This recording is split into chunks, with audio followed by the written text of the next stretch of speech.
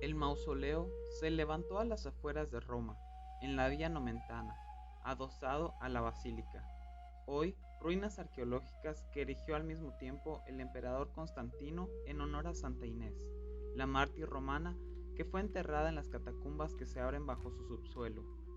De esa manera, los restos de sus familiares adquirían más santidad por la cercanía a las reliquias.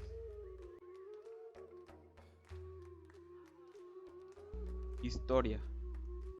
Fue mandado a construir entre el año 340 después de Cristo y el 345 después de Cristo por Constantina, hija de Constantino I el Grande, como su propio mausoleo.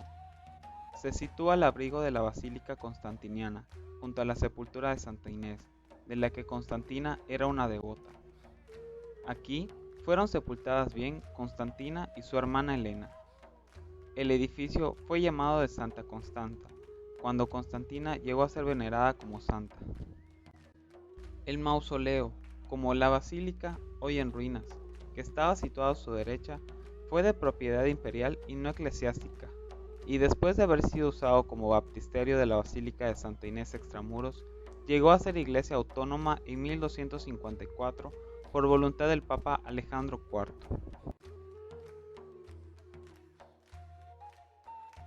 En el Renacimiento, a causa de sus características espaciales y de su grado de conservación, fue objeto de gran interés por parte de los arquitectos, aunque las escenas de vendimia presentes en la iglesia llevaron durante siglos a la creencia errónea de que se trataba de un templo consagrado a Baco.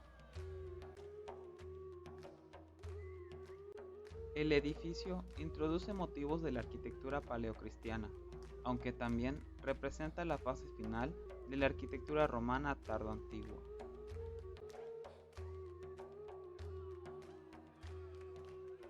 Sarcófago de Constantina. El sarcófago es una obra de grandes dimensiones, nada menos que 128 centímetros de alto por 225 centímetros de largo y 157 centímetros de ancho. Probablemente se hiciera justo para el momento en que se construyó el mausoleo, es decir, entre los años 337 y 354. Fue colocado en un nicho principal de preferencia, frente a la entrada, y cerca debió estar el sarcófago de su hermana Helena, la otra hija de Constantino, aunque él mismo no ha llegado a nosotros.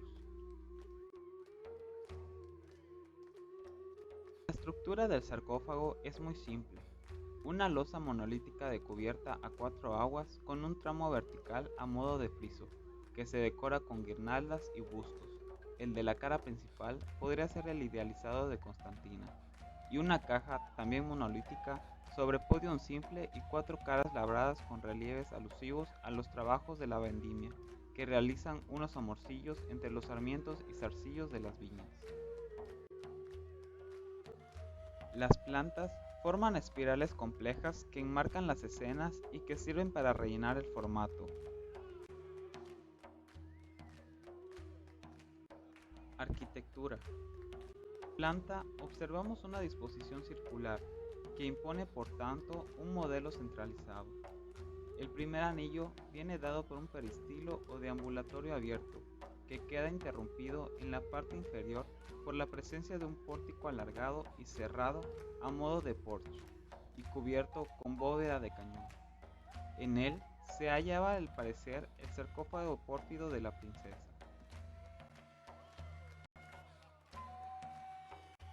El segundo anillo viene dado por el propio muro del edificio, horadado por diversos nichos que alternan las formas semicirculares y las rectangulares en un esfuerzo de dinamización y agilización visual del espacio interior. Entre estos nichos destacan cuatro más profundos que coinciden con los pies mayores de la circunferencia y que además, en el eje longitudinal, coinciden en la parte inferior con la entrada al edificio desde el pórtico y en la parte superior con la apertura de un nicho rectangular.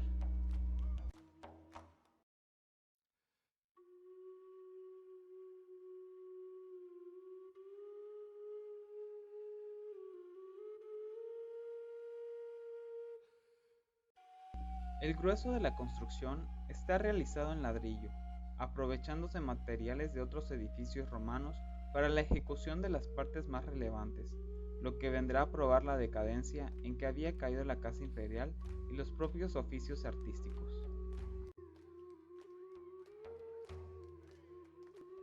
La disposición de estos nichos es de enorme importancia, ya que crean dos ejes visuales que complementan la concepción centralizada de la planta circular con dos líneas que recrean en abstracto una idea de cruz griega.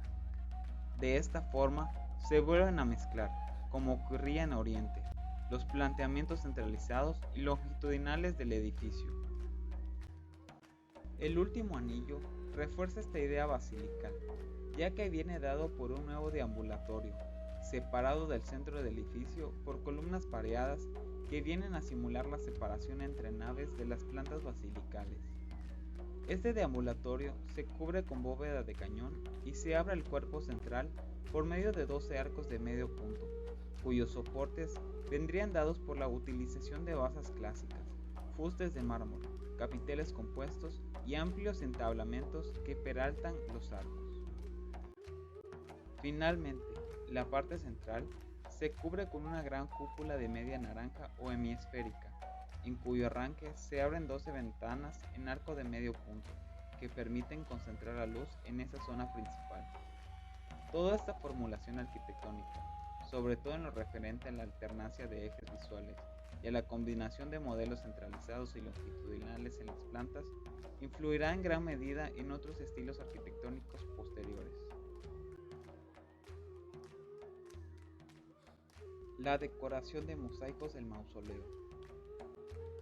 El panteón estuvo ricamente decorado con mármoles en muros y suelos, desaparecidos posiblemente durante la Edad Media. También han desaparecido los mosaicos de la cúpula central, aunque todavía se conservaban en el siglo XVI, según los bocetos del portugués Francisco de Holanda. Así que la parte clave de la decoración original estaba en la girola, donde se conservan los mosaicos del siglo IV de la bóveda de cañón anular de 22.5 metros y los mosaicos posiblemente posteriores de 2 semicúpulas en dos de los ábsides que se abren al deambulatorio.